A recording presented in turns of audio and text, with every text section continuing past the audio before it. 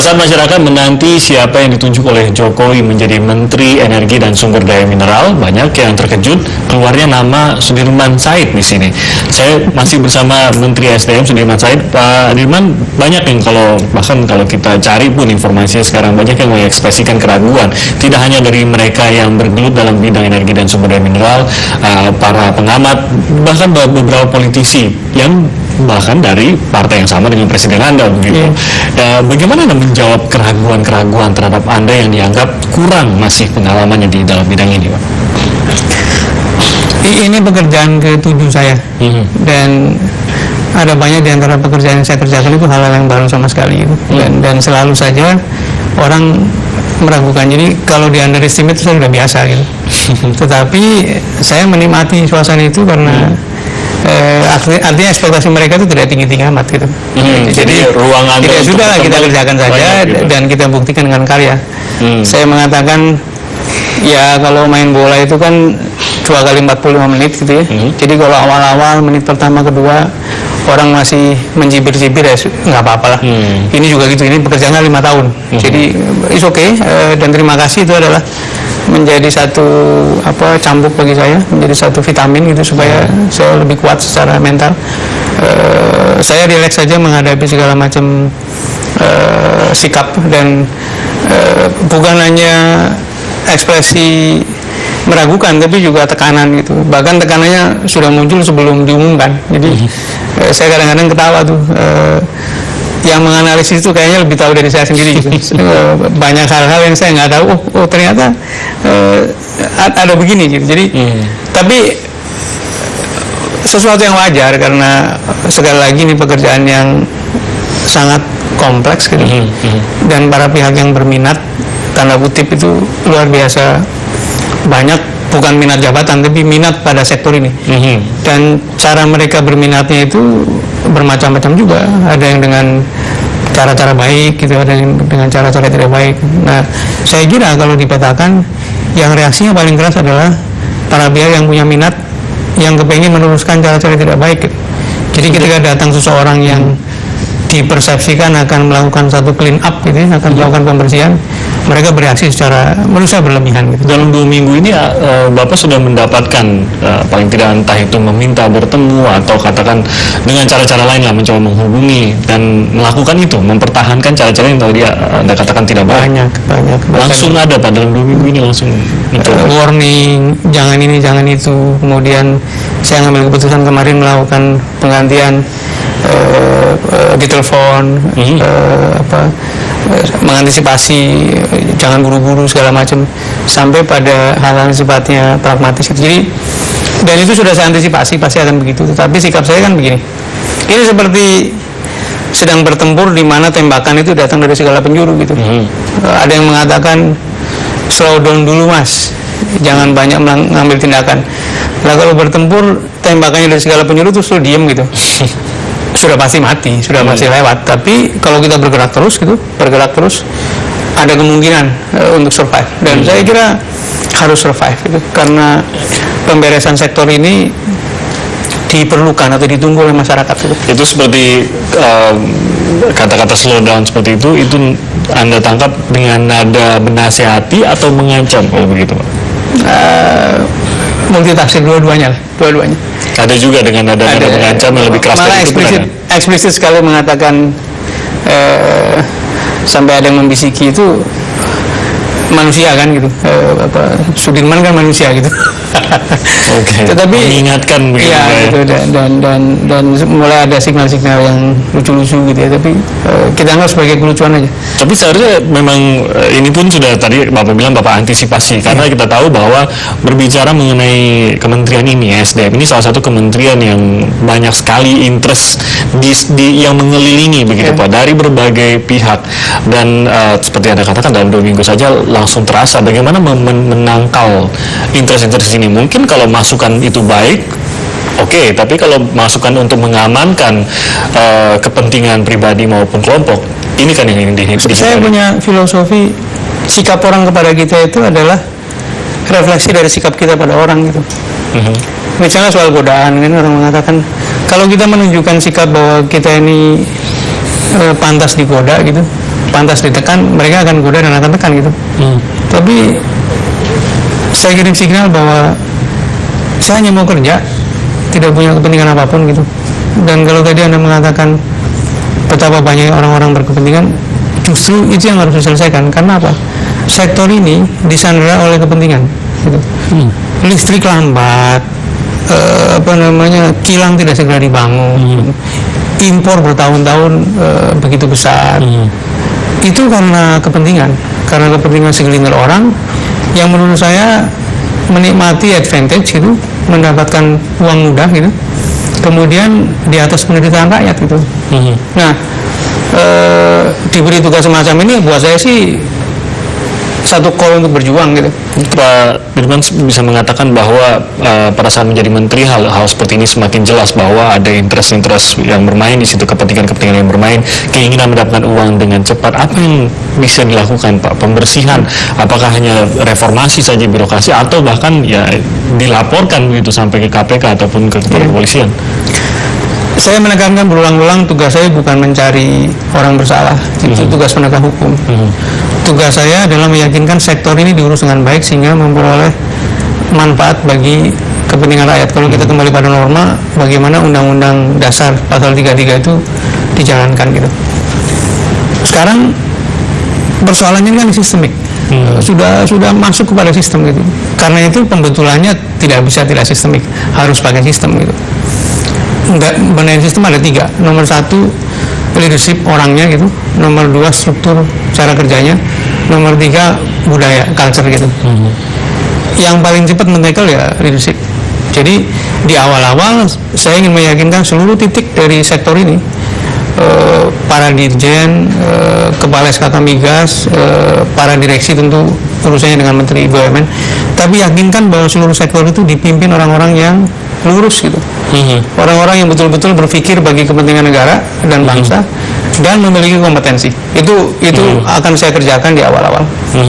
Pada saat kita kembali, kita akan mulai membahas mengenai apa yang dikelola di bawah Kementerian SDM, mengenai sumber daya alam dan juga beberapa masalah yang mengintai. BBM selalu menjadi polemik, listrik bahkan dikatakan bisa menjadi krisis dalam 2 tahun lagi kalau tidak ada terobosan. Sesaat lagi.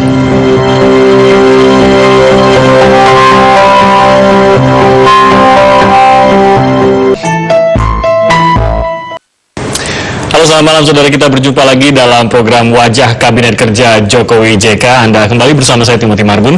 Hari ini kita akan berbicara mengenai sesuatu yang bergantung atau menggantungkan, orang banyak menggantungkan pada hal ini, yaitu energi dan sumber daya mineral. Banyak sekali sebenarnya yang bisa dibahas dari energi dan sumber daya mineral, mulai dari BBM, pemenuhan kebutuhan energi, dan juga apa rencana ke depan dalam pemenuhan ini. Dan juga salah satu yang selalu diungkit-ungkit adalah mengenai mafia migas. Itu akan menjadi pembahasan kita, namun kita juga akan mengenal sedikit lebih jauh dari menterinya sendiri. Dan saya malam hari ini sudah bersama dengan Pak Sudirman Said, Menteri Energi dan Sumber Daya Mineral. Selamat malam, Pak Dirman. Selamat malam. Terima kasih banyak atas waktunya. Pertama-tama saya ucapkan selamat atas posisi Anda dalam Kementerian Energi dan Sumber Daya Mineral. Mungkin Anda sendiri begitu ditunjuk oleh Presiden Jokowi menduduki posisi ini, bukan suatu daerah yang kurang familiar apa ya? Terima kasih. Lebih tepatnya mungkin mohon doa karena saya paham ini pekerjaan tidak ringan gitu. Dan saya baru dipanggil itu sehari sebelum pengumuman dan memang tidak kenal beliau, jadi kagetnya itu bercampur-campur antara mengapa saya diberi tugas, kemudian mengapa tugasnya bidang ini gitu. Itu sesuatu yang betul-betul mengejutkan. Tapi sesudah beliau umumkan sebagai bagian dari tim kabinetnya, sudah kita bersiap kerja dan bismillah dengan niat baik, niat yang lurus, rasanya akan selalu ada solusi itu. Jadi cukup mengagetkan untuk Pak Dirman karena Anda sendiri sama sekali tidak mengenal Jokowi secara pribadi. Hari Sabtu jam 14.30 sehari sebelum itu adalah pertama kali saya ketemu dengan Pak Jokowi. Sebelumnya sama sekali belum pernah dalam satu forum, tidak pernah bersalaman, tidak pernah apalagi kenal gitu. Jadi betul-betul presiden ini memilih orang entah pertimbangannya apa, tapi tentu beliau punya wisdom, punya pertimbangan tertentu. Dalam hal Anda berarti bukan kedekatan yang pasti Pak ya, karena tidak mengenal sama sekali. Itu barangkali yang mesti digarisbawahi bahwa sama sekali ketika memilih orang itu tidak mempertimbangkan soal asal usul atau kedekatan, dan itu beliau konfirmasi ketika dialog ketiga atau keempat gitu ya, dan beliau mengatakan tidak ada satupun dari 34 yang saya pilih itu yang punya kedekatan pribadi. Betul-betul urusannya urusan profesional, urusan pekerjaan. Atau mungkin pertanyaannya sedikit berbeda, yaitu setelah memilih saya, apa yang Bapak harapkan dari saya? Mungkin begitu, sempat ditanyakan tidak? Itu menjadi topik diskusi di awal. Jadi beliau jelaskan isu-isu yang kita hadapi di sektor energi gitu ya. Dan energi itu pengertiannya dari mulai bahan bakar, masalah listrik, masalah tentu migas menjadi masalah besar, sampai pada sumber daya mineral, tambang-tambang segala macam. Dan pertanyaannya itu kepada beliau, dari beliau itu sejauh mana masalah-masalah ini bisa diselesaikan gitu. Saya menjawab bahwa Presiden, pengetahuan teknis saya mengenai sektor ini barangkali terbatas gitu. Saya tidak lama dan mungkin hanya 10 tahun bekerja di sektor ini. Saya pernah di Pertamina, saya pernah di perusahaan energi di swasta, ngurus batu bara, ngurus listrik segala macam. Tapi saya katakan pada Bapak Presiden bahwa kalau solusi teknis sebetulnya kita bisa cari ahlinya, karena banyak sekali kita punya ahli. Yang sering solusi tidak menjadi kenyataan di lapangan adalah karena dihalangi oleh vested interest itu. Jadi saya katakan kalau pemimpin negaranya itu lurus, nyata lurus, sesulit apapun persoalan kita bisa selesaikan. Saya membutuhkan wisdom backup dari beliau karena saya paham tugas ini tidak ringan itu. Dan saya kira dari waktu ke waktu beliau mengkonfirmasi bahwa kita mesti bereskan sektor ini, dan karena itu butuh banyak orang yang punya kompetensi, butuh banyak orang punya integritas, karena persepsi masyarakat mengenai sektor ini kurang baik gitu. Malah saya katakan sangat buruk karena kasus-kasus yang dialami oleh para pemimpin di sektor ini gitu. Itu menjadi beban atau tantangan barangkali. Maka kepada rekan-rekan di SDM, kepada karyawan, kepada seluruhnya saya katakan tugas awal saya adalah bagaimana bersama-sama teman-teman itu membangun kembali kredibilitas, kepercayaan publik pada kementerian ini gitu. Jangka panjang ini.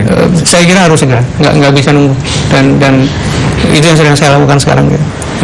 Kalau dari tadi Anda mengatakan bahwa mempersiapkan beberapa hal, kalau secara teknis banyak ahli yang tentu bisa Anda rekrut begitu, atau Anda mintai pertimbangan dan konsultasi.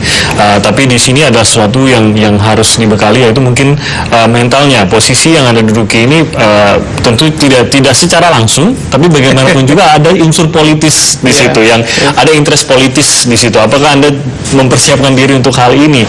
Dan bahkan di minggu awal ini pun kita tahu sudah ada rencana kenaikan BBM dan sudah ada unsur politis juga di situ yang bermain. Apa persiapan Anda untuk hal ini, Pak? Begitu disebut bahwa saya ditugasi mengurus SDM, sesudah terkejut sebentar, nggak perlu lama-lama. Saya sudah membayangkan medannya seperti apa gitu. Dan betul sekali, saya akan menghadapi pressure, baik pressure yang sifatnya tulus gitu. Pressure tulus itu betul-betul menyuarakan suara rakyat itu, maupun pressure yang karena ada vested interest itu. Tapi pilihan kita kan begini, begitu tugas di tangan, kita mau jalan atau tidak gitu. Dan saya memilih jalan gitu, apapun yang terjadi. Karena yang saya kerjakan itu sebenarnya bukan untuk saya sendiri, bukan untuk keluarga saya, tapi untuk rakyat gitu. Kalau kita bekerja untuk rakyat, pressure setinggi apapun tidak ada beratnya, karena saya yakin seluruh rakyat yang rasional yang punya itikat negara ini beres itu akan membackup saya gitu. Pak Dirman bukan tanpa pengalaman, tapi mungkin bukan nama yang paling dikenal dalam bidang energi dan sumber daya mineral. Tadi Pak Dirman juga sempat mengatakan ada beberapa orang yang mengekspresikan keraguan pada saat ia ditunjuk sebagai Menteri SDM. Bagaimana Pak Dirman menjawabnya? Kita akan kembali dengan jawaban saat lagi.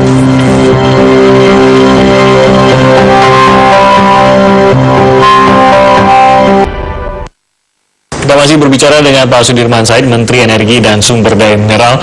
Beberapa waktu yang lalu Anda mengatakan kalau tidak ada terobosan dalam 2 tahun lagi kita akan mengalami krisis listrik, begitu Pak. Sudah adakah terobosan yang direncanakan ini Pak? Pekan ini saya mendalami listrik cukup lama, cukup panjang gitu. Jadi saya duduk sama tim Dirjen Tenaga Listrikan, kemudian saya undang Dirut PLN juga, direksinya. Sejauh ini kesimpulan saya adalah seluruh proyek listrik itu terlambat gitu. Seluruhnya terlambat. Hanya sebagian kecil yang mendeliver dengan baik, itu pun juga terlambat juga gitu. Kenapa begitu? Aspek perizinan menjadi penghambat yang luar biasa, dan saya katakan tadi di 2 sidang kabinet, bahkan rapat ketiga dengan para gubernur, Presiden menekankan sekali lagi untuk cari solusi mengenai perizinan. Buat layanan satu atap. Jangan izin itu sampai tertunda, bukan hanya bulan tapi bertahun-tahun. Sebenarnya penyebab utamanya kalau kita berbicara izin ini kan sebuah administrasi saja, begitu Pak. Kalau kita berbicara teknologi, ada unsur yang tidak terpenuhi, itu mungkin dibutuhkan pemenuhannya begitu dan makan waktu mencari lagi. Terus bicara izin seharusnya kan lebih mudah. Apakah memang ini ada hambatan yang Anda rasa ada kesengajaan juga di situ, atau memang administrasi yang berantakan? Secara psikologis nih, penyelenggara negara ini masih berlatih mengelola power gitu kan. Otonomi daerah memberi kekuasaan pada Pemda, kemudian dinas segala macam. Kemudian para menteri juga dulu kan tidak seperti sekarang nih. Milih menterinya itu bagi-bagi partainya kuat sekali gitu. Jadi para menteri dulu tidak serta-merta, ini analisis saya, tidak serta-merta kemudian submit atau tunduk pada kepentingan keseluruhan, tapi kadang-kadang kepentingan partai itu diperhatikan. Masih bermain di situ. Jadi di samping soal-soal komunikasi antar menteri, antar kementerian, juga ada sih masalah-masalah vested gitu, masalah kepentingan. Makanya saya mengatakan solusi masalah itu gampang kalau tidak ada vested gitu. Contoh nih, kemarin Pak Menko Kemaritiman datang ke kantor saya, kemudian mengundang seluruh pihak yang terkait untuk menyelesaikan bagaimana listrik Cilacap 5x1000 megawatt itu dijalankan gitu. Menurut Pak Bupatinya, investor sudah siap, planning sudah siap, tinggal tanahnya itu kurang, dan tanahnya itu kebetulan sebagian dimiliki oleh Angkatan Darat. Nah, diundanglah Pak Kasat, ada Wakil Gubernur, ada Menteri Agraria Pak Ferry, ada Menteri Hukum, semua diundang. Kemudian Pak Bupati presentasi, terus Pak Kasat mengatakan tanah kami ini sebenarnya tanah negara, karena itu sebenarnya yang mengadministrasikan Pak Ferry gitu. Jadi kalau memang diperlukan bagi masyarakat silakan dipakai, yang penting diganti gitu. Ya sudah, di situ diputuskan Pak Ferry mesti mengerjakan apa, Menteri Hukum mesti mengerjakan apa, saya mesti mengerjakan apa. Nah, dibentuklah satu tim teknis dan kita mengatakan pembangunan silakan jalan sambil menunggu paperworknya diselesaikan gitu. Jadi ketika para pihak berkumpul kemudian mendeklar atau menyatakan bahwa yuk kita cari solusi, dan tidak punya sedikit pun kepentingan di balik itu, solusi ketemu gitu. Program semacam ini atau tindakan semacam ini akan banyak dilakukan, dan saya kira saya punya harapan karena komunikasi antar anggota kabinet sangat cair. Jadi Menko tidak harus didatangi di kantornya, tapi kemudian bisa dia keliling kemanapun gitu. Pak Sofyan Jalil ketika butuh sesuatu kebetulan lagi lewat, mampir ke kantor saya juga. Suasana ini sangat terbangun di dalam kabinet, dan saya optimis leadership, gaya kepemimpinan Pak Jokowi itu betul-betul membuat suasana cair gitu. Suasana yang tidak orang itu membuat segan untuk berkomunikasi. Kabinet belusukan betul ini Pak ya, kemana-mana. Insya Allah ini harapan gitu, dan saya yakin bahwa ngelihat personality anggota kabinet itu orang-orang yang orientasinya kerja gitu. Jadi akan ada harapan gitu. Oke, jadi untuk target paling tidak untuk pemenuhan energi listrik dalam 2 tahun ini sendiri, Anda cukup optimistis bahwa target itu akan tercapai, dan apa yang akan dilakukan selain 5.000? Tadi Anda nanya terobosannya. Jadi yang saya kerjakan adalah nomor 1, saya sudah putuskan harus membentuk task force. Ya kita nyebutnya war room. Ada satu ruangan nanti yang monitor seluruh proyek listrik, kemudian bottleneck atau istilah Pak Jokowi itu totok nadi. Jadi mencari titik-titik yang sumbatan yang memang selama ini menghambat, kemudian kita urai itu. Capability mananya apa? Dia tahu teknologinya, dia punya modal yang cukup, dia punya personil yang cukup yang mumpuni untuk mengelola proyek ini. Banyak proyek terhambat karena manajemen proyek capability-nya memang rendah gitu. Dan terbukti ternyata yang proyeknya itu lancar adalah para operator, para pengembang yang selama ini sudah menjalankan itu gitu. Jadi begitu diserahkan pengembang baru, tentu kita ingin bangun kapasitas atau kemampuan nasional. Tapi dalam keadaan krisis begini, mungkin itu mesti kita tunda. Artinya mesti kita jaga bahwa yang paling penting dipenuhi kebutuhan jangka pendek gitu. Harus ada crash program. Bagaimana caranya meyakinkan itu pertumbuhan yang cepat ini bisa ditopang oleh pertumbuhan listrik misalnya gitu. Ini yang harus dikejar gitu. Jadi nanti sambil jalan kemampuan nasional kita bangun bersama gitu. Oke, kalau tadi dalam 2 hal ini yaitu BBM dan juga listrik, tampaknya yang tidak terlepas dan mungkin dalam sektor lain di SDM adalah vested interest yang Anda katakan tadi, ada kepentingan kelompok yang mencoba masuk di situ. Menghilangkannya apakah hanya dengan membangun tembok yang tinggi atau Anda butuh keterlibatan aparat dalam penindakannya? Tadi ada hubungannya dengan polarisasi power gitu.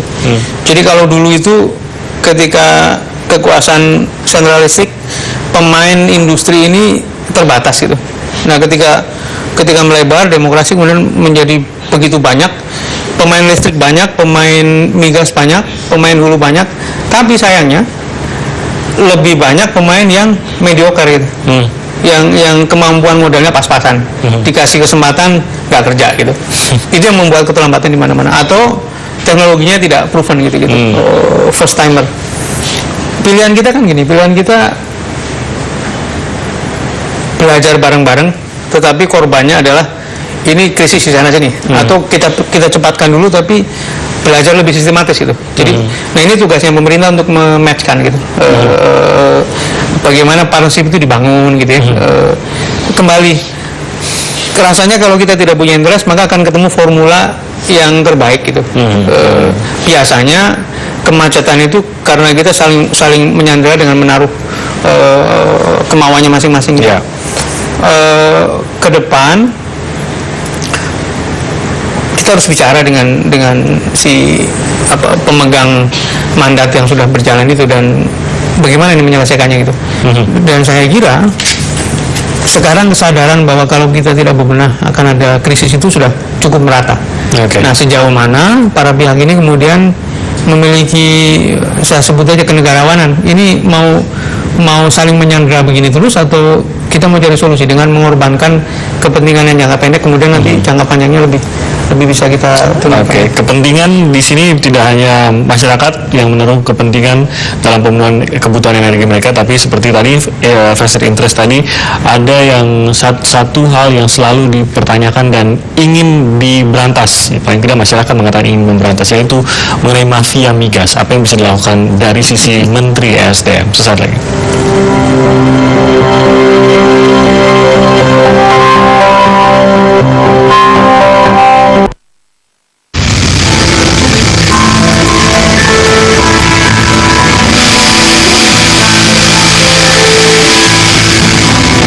Energi menjadi penting artinya karena berkaitan erat dengan roda ekonomi. Hampir semua kegiatan masyarakat bergantung pada bahan bakar minyak atau BBM. Mulai dari angkutan manusia, mobil, motor, hingga distribusi barang. Semua bergerak menggunakan bahan bakar. Berharga tentu rentan praktik penyelewengan. Penjualan BBM dalam negeri misalnya, premium mendapat subsidi pemerintah hingga harga jual impor lebih rendah dibanding harga pasaran dunia. Praktek mafia pun muncul memanfaatkan kesempatan.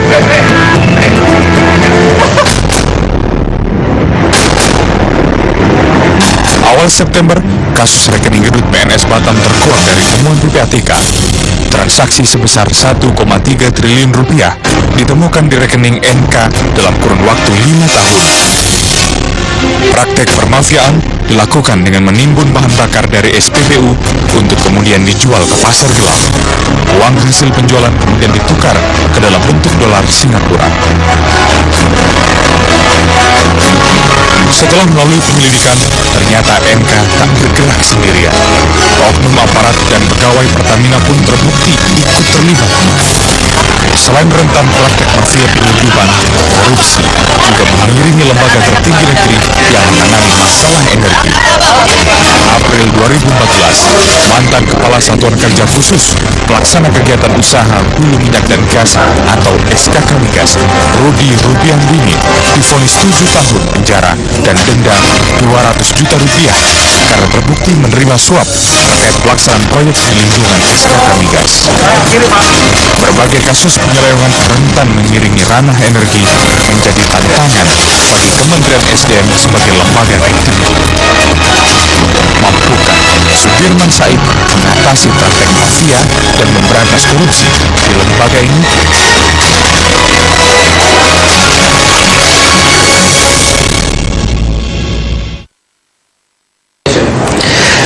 Kita masih berbicara dengan Menteri SDM Pak Sudirman Said, dan tadi cukup menarik bagaimana Anda mengatakan satu sisi yang ingin Anda bentuk adalah mengembalikan harga diri dari Kementerian SDM ini sendiri dengan tidak membuatnya menjadi sesuatu yang tampaknya mudah diinfiltrasi oleh berbagai interest. Saya mundur sedikit kepada latar belakang Anda sebagai salah satu dari pendiri Masyarakat Transparansi Indonesia ya Pak ya. Sejauh ini kalau Bapak lihat apa yang sudah Bapak pelajari, mungkin Bapak sempat masuk ke dalam mempelajari SDM juga pada saat itu dan sekarang sudah berada di dalam SDM, seburuk yang Anda bayangkan atau jangan-jangan lebih buruk dari yang pada Anda yang bayangkan dulu? Saya kan pernah punya pengalaman yang menarik ketika saya di Pertamina. Pertamina itu terakhir dalam proses transformasi itu ditugasi berbenah arus minyak, ekspor impor, distribusi segala macam. Yang ini juga bukan rocket science, bukan hal yang sulit-sulit amat. Ini soal manajemen logistik sama rantai pasokan, supply chain namanya gitu. Dan halangannya bukan soal teknis tapi non teknis gitu. Halangannya tadi kembali pada para pihak yang merasa berkepentingan. Ya bagaimana seminggu sebelum diangkat, 2 minggu sebelum diangkat sudah di demo gitu ya. Dan yang diulang, kalau kemarin tuh muncul cerita saya mafia minyak itu adalah kaset rusak yang diputar di 2009 gitu. Jadi setiap kali ada langkah pembenahan ini maka muncul tuduhan yang sebaliknya seolah-olah saya adalah mafia gitu. Jadi ini sangat predictable, sangat bisa diduga yang mengerjakan siapa segala macam gitu. Sebetulnya kerusakan sistem bukan monopoli SDM lah. Ini adalah klasik story atau situasi normal dari negara yang sedang menata demokrasi gitu. Jadi di banyak kementerian mungkin juga kurang lebih sama. Hanya persoalannya adalah Kementerian SDM ini volume yang diurus jumlahnya begitu besar gitu. Investasi untuk ngebor aja ngomongnya triliun gitu ya. Bicara bangun kilang itu bicara ratusan triliun gitu. Bicara impor kita tahu sehari spending kita 150 juta dolar gitu. Itu yang pertama sebab membuat SDM menjadi unik. Yang kedua, kebetulan memang urusan SDM ini menjadi sangat menentukan bagi hajat hidup orang banyak. Penerangan, bahan bakar, energi segala macam. Jadi kalau sektor ini kisruh yang saya sebut di Sandra tadi, maka seluruh perekonomian menjadi terganggu. Saya punya kesimpulan bahwa kondisi kita sekarang ini justru energi menjadi penghambat pertumbuhan ekonomi gitu.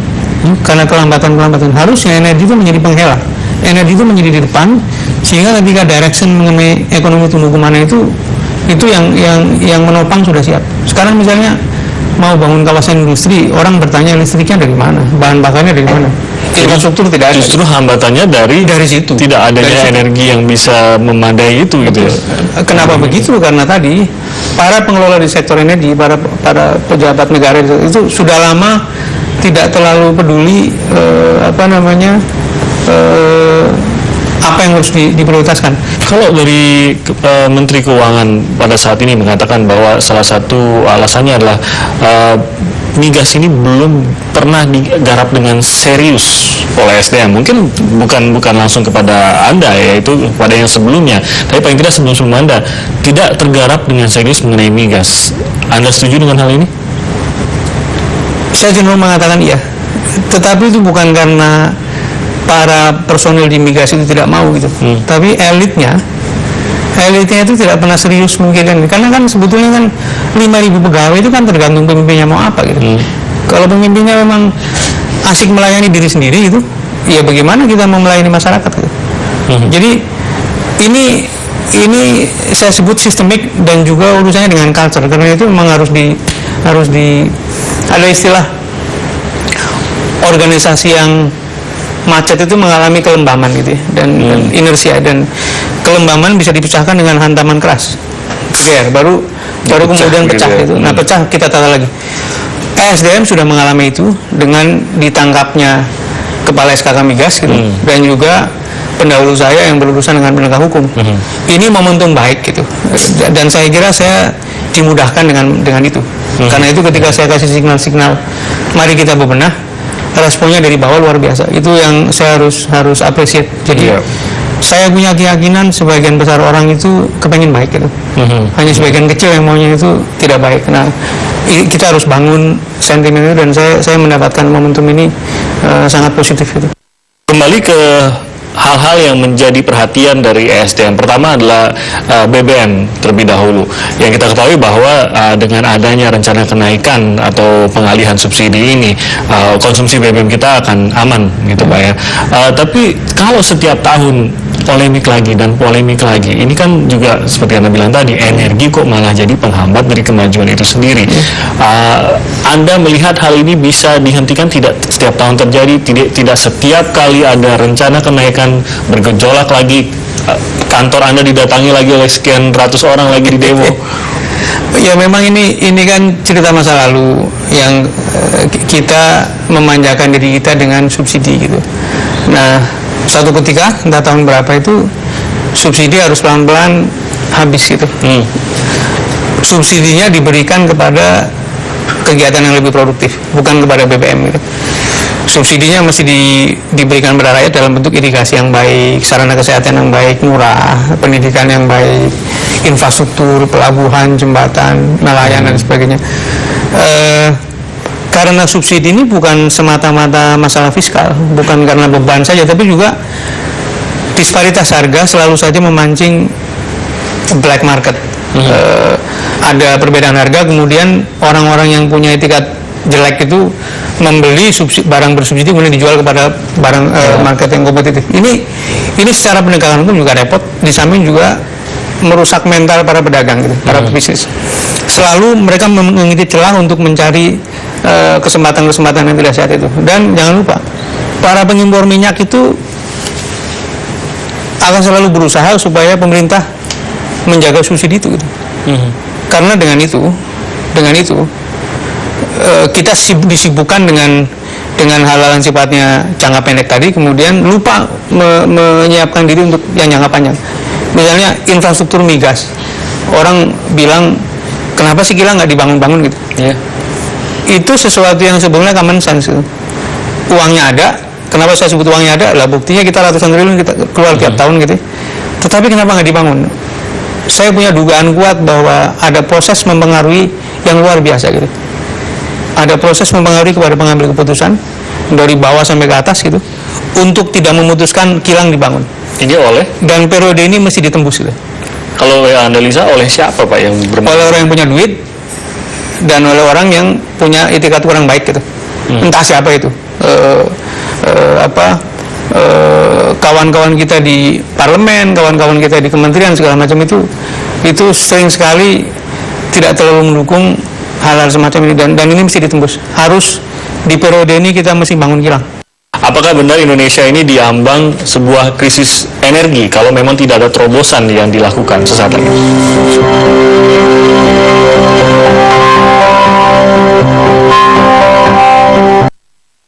Terima kasih Anda masih bersama kami di Wajah Kabinet Kerja Jokowi JK. Kita masih duduk bersama Menteri ESDM Pak Sudirman Said. Sebelum saya ke topik yang tadi saya mau bicarakan, saya mau tanya mengenai satu hal yang bisa menjadi ini adalah pegangan bagi seluruh masyarakat Indonesia. Kita tahu bahwa energi seperti geothermal, kita negara yang kaya akan energi seperti itu. Tapi berbicara mengenai energi terbarukan, tampaknya belum menjadi fokus dari negara ini dan para pemain di energi ini. Apa benar begitu, dan apakah ada rencana Pak yang jelas buat Anda, yang jelas akan dilaksanakan? Dalam manajemen energi itu ada yang namanya energi mix atau bauran energi. Jadi kita akan punya komposisi nih, berapa persen menggunakan BBM, berapa persen menggunakan gas, berapa persen menggunakan panas bumi seperti Anda katakan tadi. Nah, bauran energi kita itu masih didominasi oleh energi konvensional. Energi terbarukan baru nggak sampai 10%.